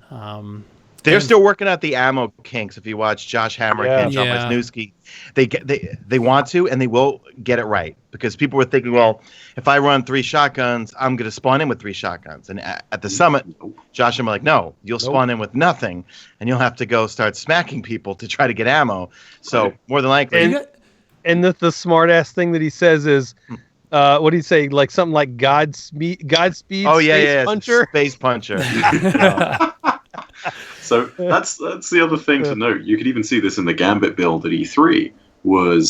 I had a friend who was running 2 shotguns, and it's exactly as you say, Sean, because the shotguns, even though one is in your primary slot, it's going to use your quote unquote special ammo. It's going to use the green brick. Mm-hmm. So not only is it going to pick up your primary, but also your secondary. And I'm not sure whether the ammo is therefore more scarce for both. But regardless, Destiny has this built-in juggler mechanic anyway. So if you are running with that really CQC profile, and, you're using those 2 shotguns, God forbid even 3, good luck. You're going to need to be really specialized. You're going to need to be really, really good at picking up ammo. I was making changes on the fly, because at first game of Gambit, I was playing with your typical D2. I was using a scout rifle, an auto rifle, and a rocket launcher. Rocket launcher for DPS, and the other 2. But then when the new and really annoying Hunter Spectral Blades kept coming in and team wiping us all the time, I said, you know what? I need to run a shotgun and my kinetic. So I switched to a shotgun. When I spawned in, I had no ammo. So I had to kill a bunch of ads, get just enough ammo. Sure enough, that annoying Hunter came through the portal. I had some bird feed for him, man. He was dead. I had some buckshot, some bird feed for him. Bird seed. It was wild bird seed? My rage shoes. This annoying Hunter fell down the stairs and his shoes fell off. Hello. Sorry, Woody, those are Jerky Boy references. Just I know we always date ourselves with those. Do you think here we are? We're talking about ammo changes. I think a few weeks ago that was one of the things I was saying is like I see that being the constant conversation, at least in the beginning months of with these weapon slot changes, is balancing that ammo. Should they do either beta, which obviously I don't want them to go out of their way to create a beta build for everybody to try it out. Is it possible, you think, for them to put the weapon slot changes into Crucible Labs? Or is Crucible Labs more just game modes? Is that not a possibility? They said just game modes, I think. Yeah, they said just game modes. Yeah, I mean, if they could do that. Could be all of the above. Hey, we're going to put the weapon slot changes in here for 3 weeks. Get in there and go, and we're just going to screw around with the ammo. Yeah. So that's what's killing me about Labs at the moment, man. Like, when it came out, we assumed we were getting a true PTR. Yeah. And it was going to be something of like, hey, this is all provisional and whatnot, but here's how we're changing the Crucible, here's how we're changing the game. And we assumed incorrectly that would include the changes to the sandbox. To hammer this home to the Bungie team, like everybody else in the PvP community has said, let us test the sandbox changes there, They gotta man. do that, 'Cause, Bife. That's where you you're know, supposed like- to break things. Let us Yeah. break things in there, man. Let us break things in the lab. It's not just Absolutely. about game modes, because the lab, I don't want to say this in such a harsh manner, but it really does feel like it's basically just a tacked on ad for whatever's coming next. And that's not like, you know, I don't want it to be that. Like, it's one of those things where you have in-game now this potential method of giving the community the most active role in feedback they could possibly have given thus far. And that's awesome. Like, you have a really awesome tool there that you can now potentially use.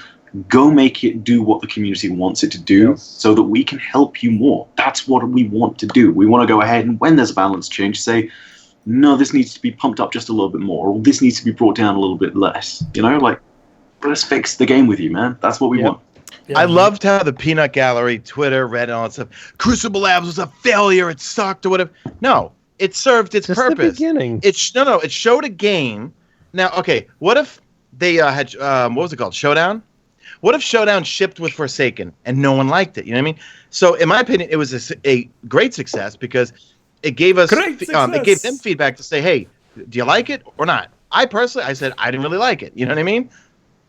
Yep, I agree, John. So to me, like, that was a success because I'd rather them throw a game mode in Crucible Labs and get our feedback. Oh, no, don't put that in there, or give me more of that. You know what I mean? Mm-hmm. So, like my dude, again, why not both? As always, Exactly. both is often good. Both. More is better, right, Bife? Is that what you said earlier? Yeah. More is always better. Number 12 here on this list, the Void Hunter now has a wall hack. Yes, Scott Taylor sir. says, I like the Void Hunter simply for the fact that, and I don't know if people are picking this up or not, you can see through walls. You can see other players through walls. So if you're playing Gambit, if you're playing Crucible, that's going to change a lot. So here's my gonna be fun to look. see. I like this, and this makes me want to level up my Hunter even more. Oh, But man. I think this was just in response to the freaking thing that the Warlock can do. So now you're gonna have two classes that can see through walls and track people. What the hell about my I was Titan, going to man? say, Caleb, you're going to have two classes that can both see through walls and dodge, Right. and we can't do either. Come on, man. I gotta throw my bubble up. Hide in the bubble. Like, so what's coming? Like, come on, Bungie. Like, help the Titans out here a little bit. That's right. You know what I'm saying? Like, give me a helmet that I can see through stuff and whatever. I don't know. There's got to be something. This is before it turns out that Defender does both of these, but also is just like, oh, temporarily invincible or something Helmet like Same that. 14. I can see everything. Give me something. That's right. All right. So I'm going to put the link to that article. It's a great article, great read. Go check it out. It'll be in the show notes a little bit later. But let's move on here, guys, here to our clan spotlight, part of the show where we give you a clan. So if you're right now looking to still level up, you're kind of stuck at that soft cap, or you're just stuck trying to grind through escalation protocol, you don't have people to play with, here is a clan, especially if you're on the Xbox side, that we have for you. And if you want to have your clan spotlighted here on the show, email us, feedback@theguardiansofdestiny.com, or go to our website, theguardiansofdestiny.com. Fill out the form over there. It's honestly the best way to do it. Fills it all out, and you may have your clan heard here on the podcast. Caleb, who do you got this week, man? Yeah, so as Mark said, the best way to do it is really going to our website and fill out the form, because that flows directly to a sheet that I can read, and I meant pick to do that, them, I'm sorry. and that's where I go. Reading, sorry. So please do it there, and it makes it easier for me. So anyways, we do have an Xbox One clan to spotlight, and it's Tango Smash. And it says the leader did the tango, started this clan with her player one do the tango. In the efforts to be that starting point for all levels of gamers, we want to help others get the stats, gear, and skills needed to be in more advanced clans. We know trying to improve yourself for a clan is difficult by yourself, so that's where we come in. We are the ones willing to help you get what you need.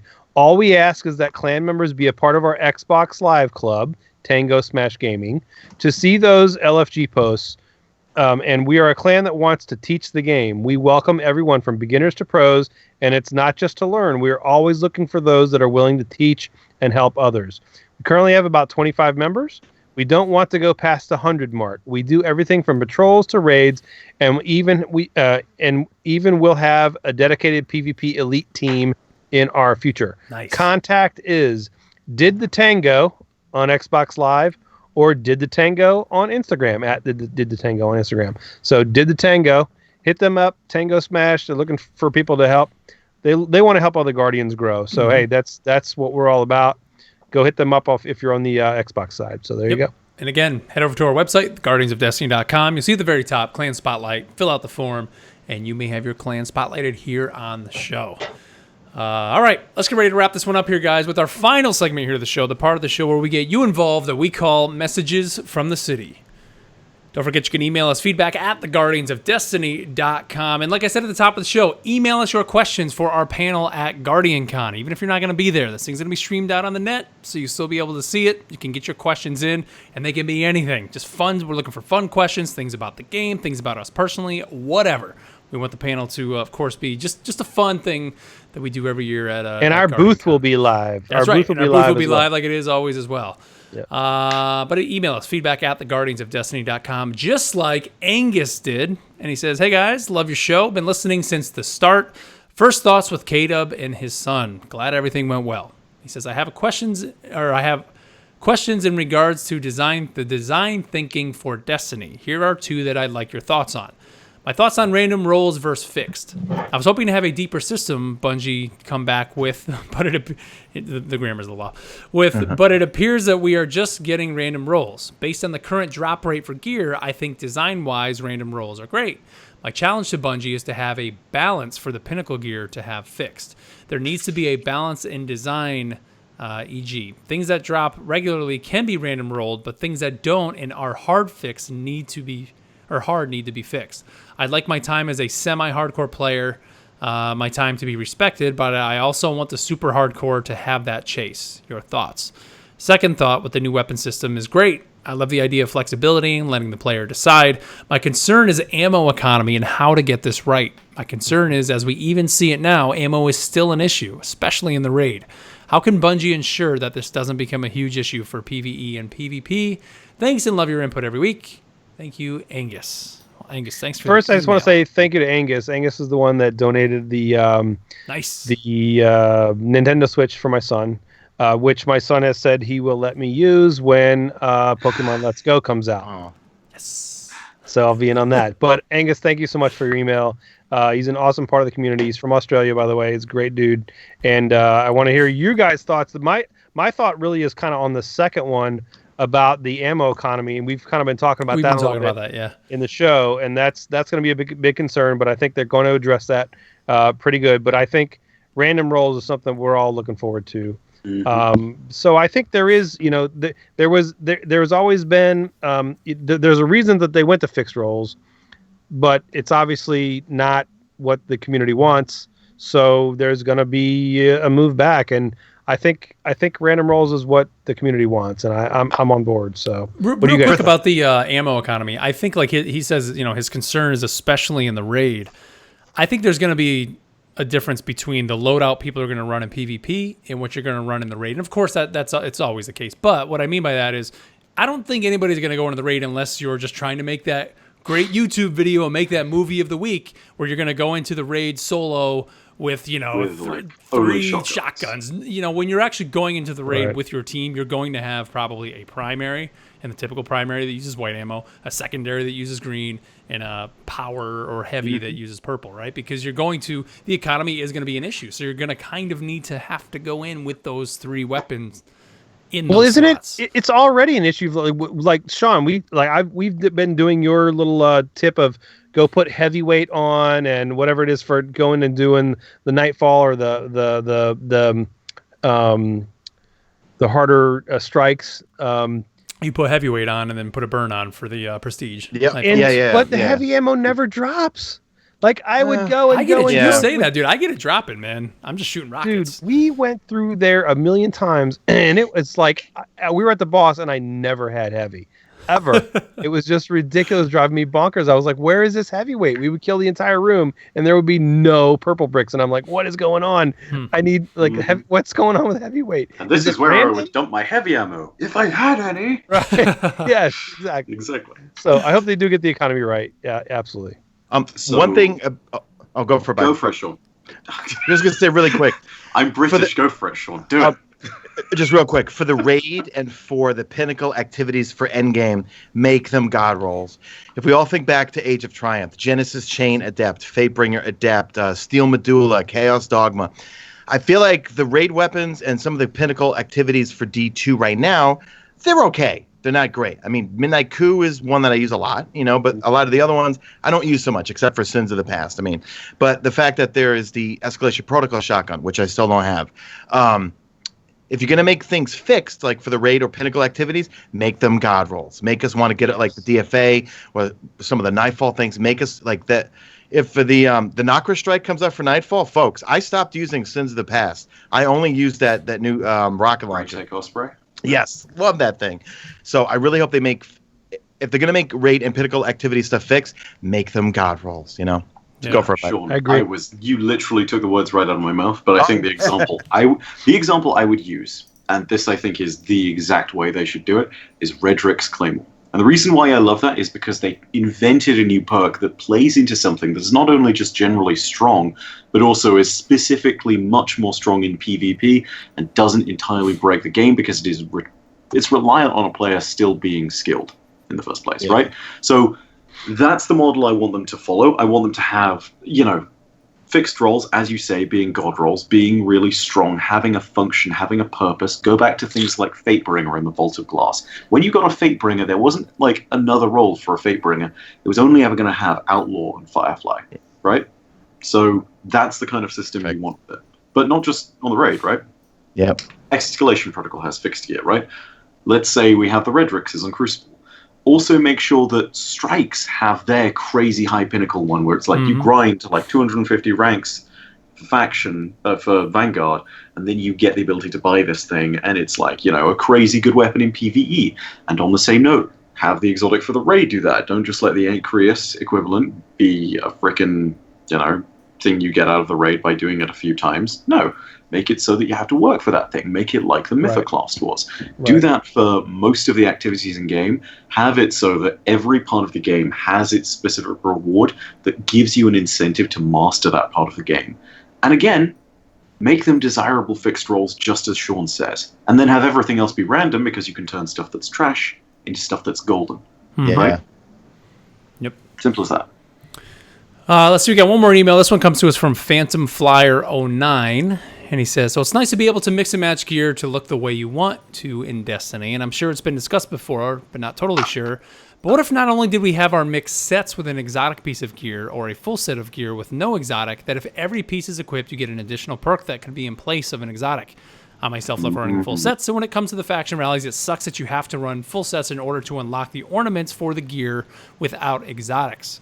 Can't wait to hear your thoughts. Phantom Flyer 09. P.S. Loadouts for gear would be cool too, especially for people who like running mixed sets. And I think we've discussed this before. I mean, this is an MMO thing. I mean, you can, right now, I mentioned Elder Scrolls Online, the new Somerset expansion's out. There's gear specific for dungeons that you run, or WoW, World of Warcraft has that. You run it, you keep grinding those dungeons over and over and over to get that gear. So when you equip that whole set, one piece gets you this, two piece gets you that, 3, 4, 5 until all are equipped and you have those perks. Sean, I've also got to go ahead and say, I really want to hear what you have to say on this one, because you're an old school Division player, right? You grinded that game throughout its life cycle. Loved it. And gear sets were a thing in that. How were gear sets received? Because I was not as in tune as you were.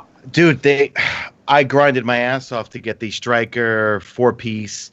So I had whatever. It's been so long, I forgot the perks that I gave you. But there was a reason to go grind these gear sets, and I kind of, to put it in Destiny terms, it was like during Age of Triumph. Whenever we would do Crota's End, I put on my Crota gear set because it benefited me in Crota's End.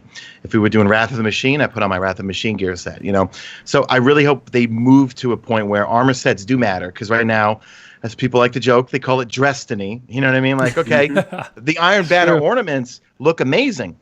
Would I grind them if I knew that my gloves would give me my favorite perk for gloves in D1 for Crucible was increased melee attack speed? I would grind the ornaments. You know what I mean? If they let me carry more power ammo, like 2 rockets instead of 1, I would grind for that. You know what I mean? Right now, it's Baron Banner Warlock is badass looking, but it doesn't benefit me other than looking cool. So to your point, I just in Iron Banner yesterday got the helmet. I didn't have the helmet before. And the ornament for the helmet, it kind of looks oriental looking, but I like the natural look of the helmet as it is versus the ornament. I don't care for the ornament. A lot of the ornaments I don't care for. And especially I don't care for them if there's no bonus to having it. Other than you look different. Other than it's different, yep. Go grind your ass off so it looks a little different. If it gives me some sort of an advantage or a perk, again, power matters. Absolutely, that's what we want. So you're right about the Destiny thing. Some of it I just really don't care for because I'm like, okay, I'll put a shader on or something, whatever. So, K-Dub, to echo exactly what you're saying, I have one set of armor that I use for everything. It includes the Iron Banner's new ornamented helmet now because that looks so good. The one time when I change off that, it's the raid. Because the raid has specific mods now, and it actually matters that you bring the raid gear. That's it. No other time. I'm with you, No other time will I change my armor. And I would actually love to have, a vanity set like I did in Destiny 1, which I used for all of, the lore videos, because that was, what I saw as my Guardian. And again, you had it too with your Titan mob, Jonathan Camden, at the end of the day. That's right. And, we have that. But then also, we like having our armor around for a reason. I like having my raid gear.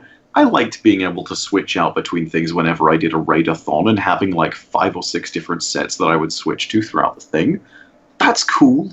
It makes us feel like our accomplishments mattered. It means we have incentives to go back and do the raid again. And, you look at the prestige gear now. What's the difference between prestige Leviathan gear and normal Leviathan gear? Color. Looks. The color. One's gold, one's white. You get a purple glow. That's it. Yeah. And it kills me, man. It's I want it to be so good. I want it to be really freaking good. But the mods are what makes it good. So, another reason. Prestige, Eater of Worlds, and Spire of Stars are coming soon. They got to give us new weapons because if there's no carrots to chase, I'm not doing prestige. They won't give new weapons. They'll give double drops, but I guarantee you're completely correct, and they will most certainly, I think, hurt that by the time we get into Forsaken because, raid layers, gameplay wise and length wise, and in terms of the encounters, they clearly work. What doesn't work is the fact that when we started doing Eater of Worlds, all of a sudden, lo and behold, we could only earn the grenade launcher and the shotgun. And when we went to Spire of Stars, we did this super hard encounter. It's awesome. You finish it. You feel like you've accomplished something. And what you get? Sidearm. It's that's not good enough. Not to mention, you compare the Eater of Worlds armor sets to Spire of Stars. They're almost identical. And, I grant you, it's not the easiest thing to pump out new sets. But if they're going to go ahead and do this, make sure that you've got those extra armor sets. I really do. With the additional vault space that we've gotten and other things that have given us more space to put things and collect, that we have the ability to be able to do different sets, different loadouts, I've always said, right now I play 3 characters, an Arc Titan, a Solar Titan, and a Void Titan. Those because I literally have a Void set, an Arc set, and a Solar set.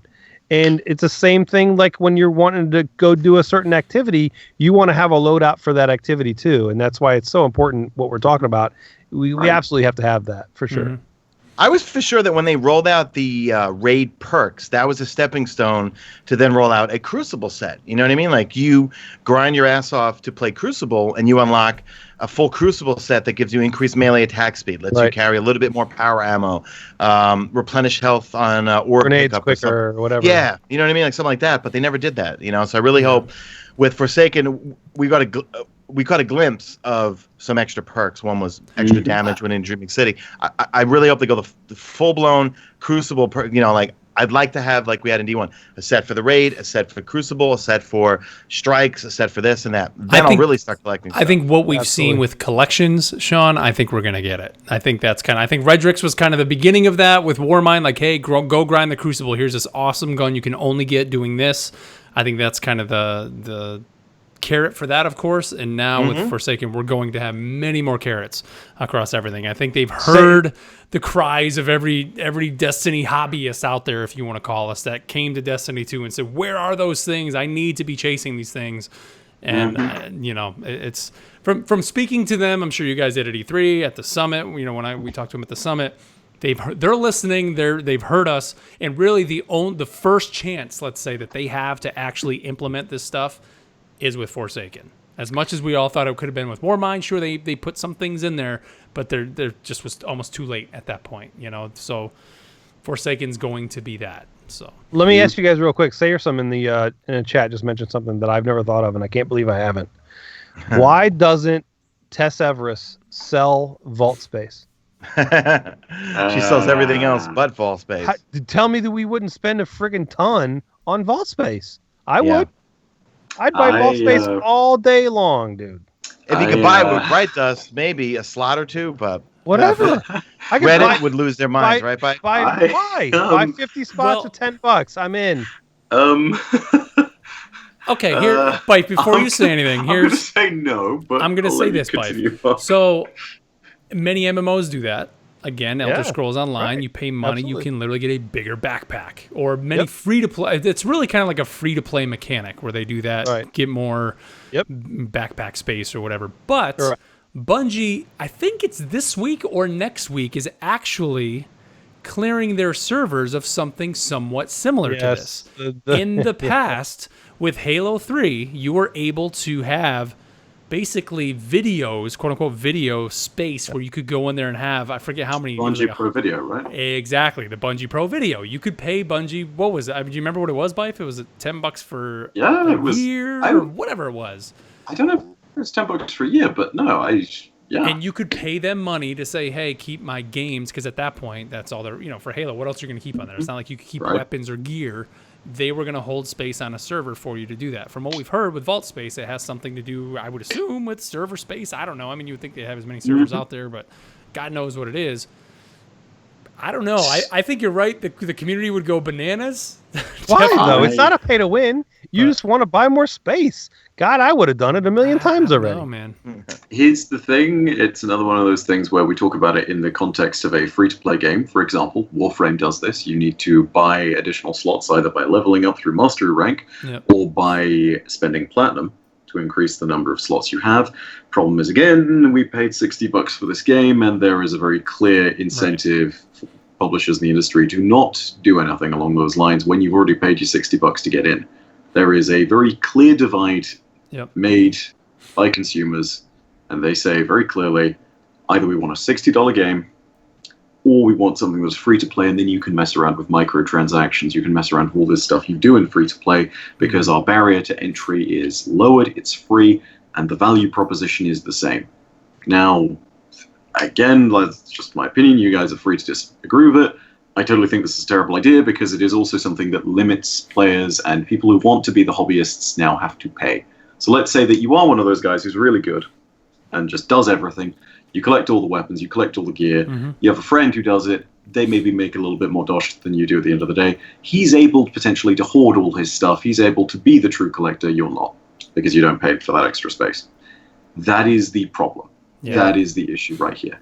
Whenever it comes to something like this, it is like specifically Vault Space, it is actually a server memory thing. Like it is. I understand why Bungie hasn't done it in the past. I'm saying I didn't think it was a bad idea, but if it's Bright Dust or if it's whatever it is, have a way to be able to earn that economy in game to buy the Vault Space. Is kind of don't make it only you have to pay money. Right, one or the other. I could see that. Right, right. That's either way, I think people would still lose their minds regardless. I'll say this, man. Let's put it this way. Destiny became notorious and people abandoned it in droves because things happened with Eververse and the practices were not looked upon well by the rest of the gaming community in general. And like Destiny had 2 months of hype up until Curse of Osiris and up until the Dawning, and players were in revolt. We had literally the entirety of Bungie.net's forums erupting into remove Eververse. Right, exploded. Anything that stops that from happening, I am for. Because you know what, dude? Like, you can have an opinion like that, but at the end of the day, when it is in the minority to that extent, and when people are saying, this is not good for the game, and people are leaving the game, at the end of the day, it is no longer in our best interests to approach the game like that. It is no longer in our best interests to take a look at it and say, maybe this is the way they want to monetize it, because people have revolted against that. People will stop playing, and if people stop playing, what's the point? Keith, right? Keith Trombley in the chat says it. He says kiosks. And, kiosks were a good fix for Destiny 1, but I think the collection tabs... The collection's what it's going to be now. Is what's going to be it. So you can go and you can delete stuff in your vault. If you've gotten it once, as long as they got to put a currency in the game where you spend, whatever it is, 20 legendary shards to go buy that gun that you deleted, go buy it again. Because you've collected it before. We're not going to make you collect it again now. The issue is going to be if it's a random roll weapon, what kind of roll do you get on that when you rebuy it? Because then if you say, well, I want it to be the same one that I deleted, well, it's that's going to have more to remember. It's memory going to have to than it has remember track what and you say, deleted now. Not only right. did you have it, right. there is a little bit of weirdness there. So right. I don't know, but let's wrap it up there, boys. Again, guys, thanks for I the have emails. one question for Bive. If Ace of Spades is coming back, right? Because if you buy the digital deluxe edition, you get the ornament for it. If Ace of Spades was a class-specific hunter hand cannon, how are Titans and Warlocks going to be able to use it in Forsaken? I think is there some more behind there? I think it's going to be they'll change it because of video game. I think that you're going to get it at the end of the campaign. Imagine this, right? Aldrin goes down maybe to the shot of one of your weapon bullets, whatever. He then drops the Ace of Spades. You get to pick it back up, and then you get to deal him the same fate that he dealt Cade. Yeah. Mm-hmm. It will be interesting to fight an NPC type of character at the end of the camp. I mean, that's what I'm assuming. I wish he's going to be there. You know what I mean? Like, yes. I wish we had an ornament, or not an ornament. What the thing at the top? Not an ornament, but a emblem. Jeez, sorry. I wish we had an emblem that would track how many times you teabagged Aldrin, because that's going to be a record. Like, the amount of teabags that's going to happen to that sumbitch when he gets killed is going to be ridiculous, and that's going to be hilarious. And there's going to be videos and everything else. It's going to be pretty funny. And if anybody doesn't know, I think it's in the TWAB. I think it's this week. One of the movies of the week was somebody that had the Aldrin mask. Yeah, right. And then steering behind Cade. Oh, that was great. It was epic. It was so cool. That was funny. There's some cool stuff that's coming, man. I can't wait. All right. Well, let's wrap it up there, guys. As always, thank you here for making us part of your week. Don't forget, email us, feedback@theguardiansofdestiny.com, not only for questions here for the show, but we want your questions and topics for our panel at GuardianCon. And if you're going to GuardianCon, be sure to stop by our booth. Next week, we're going to give all the details of kind of what we're going to be doing throughout the whole process. We're actually, after we get off of this call, we're going to talk a little bit about just kind of finalizing everything. We are hoping to do a meetup again. I know the past few years we've done the meetup at the Wing House. I don't know if we're going to go to the Wing House again this year. We got to kind of figure out what's going to work. It's going to be something else. It's a ways away from the convention hall now, being that it's no longer at the regular place. So I don't know, but regardless, even if we don't do a meetup or decide not to do that, stop by the booth. I mean, we have a booth at GuardianCon. That's the whole point of us having the booth. I mean, the whole point of the booth is literally for you guys just to have access to come by and say hello. Yeah. It's not just going to be us at the booth too. We're the Focus Fire Chat guys are going to be there. I know I talked to Swain. I think the Crucible Radio guys are going to be stopping by there. So just keep it locked to our Twitter at Guardians of D. Best way to know kind of who's at the booth, what's happening there. And, of course, it's always a great way to know when we're going to be recording live. Next week, we should be live here, as always, at Sean's YouTube channel, youtube.com/Mesa Sean. And if you can't catch it live but want to see our ugly mugs, you can see it archived on his channel. And, of course, you can listen to the podcast, iTunes, Podbean, all those places. Bife, it's been a pleasure, my friend, having you back. Having you on, brother. Dude. Likewise. It's good to be back. Good to be on the show one more time and talking with you guys about stuff that we all love. That's right. Yeah. GuardianCon, will be stopping by so the booth as well. So yes, yeah, Mike will be there. man. Yeah.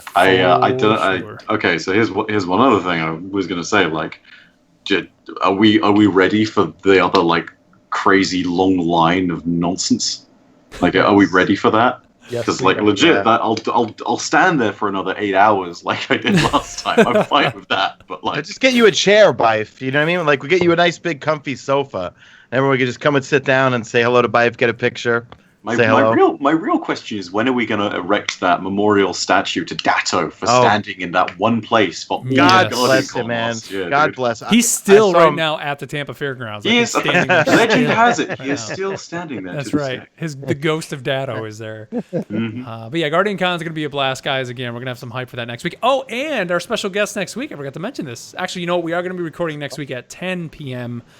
Eastern, 7 Pacific. So it will be a little bit of a later show, but Our good buddy Paris from Gamertag Radio is going to be stopping by next week. So be sure to tune in next week to hear Paris. Yeah, it's been a while since he's been on the show. Guardian 1 Clanmate. That's right. Let's go. So be sure to stop by for that. So, all right, everybody. Well, thank you as always here for tuning into the show and making us a part of your week, however you're tuning in, whether it's through YouTube, through Podbean, through iTunes, or your podcast service of choice. We appreciate it. And with that, bye, if you know what to do here, we'll catch you guys next week.